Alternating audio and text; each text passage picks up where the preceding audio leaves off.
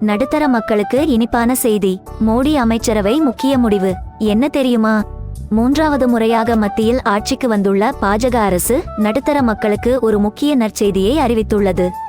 முதல் அமைச்சரவை கூட்டத்தை அடுத்து பிரதமர் நரேந்திர மோடி இந்த முக்கிய அறிவிப்பை வெளியிட்டுள்ளார். இது ஏழை எளிய மக்களுக்கு நிம்மதி தரக்கூடிய அறிவிப்பாக மாறியுள்ளது. சரி, அப்படி என்ன திட்டத்தில் கையெழுத்திட்டார்? மக்களவை தேர்தலில் வெற்றி பெற்ற பிறகு தேசிய ஜனநாயக கூட்டணி அரசு தனது முதல் அமைச்சரவை கூட்டத்தை நடத்தியது. இதில் முக்கிய அறிவிப்பு ஒன்று வெளியிடப்பட்டது. இதன் மூலம் கிராமப்புற மற்றும் நகர்ப்புற ஏழை எளிய மக்கள் பயன்பெறுவார்கள் என்றே கூறலாம். அதாவது புதிய வீடு கட்டுவதற்கான அறிவிப்பு தான் அது.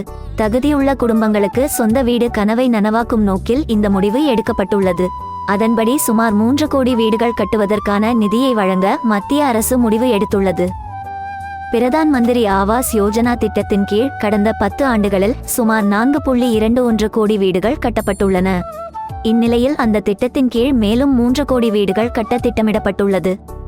பிரதான் மந்திரி ஆவாஸ் யோஜனா திட்டத்தின் கீழ் கிராமம் மற்றும் நகர்ப்புறங்களில் உள்ள ஏழை எளிய மக்களுக்கு வீடுகள் கட்டி தரப்படும். அது மட்டுமன்றி கழிவறை, LPG இணைப்பு, மின் இணைப்பு ஆகியவையும் செய்து தரப்படும்.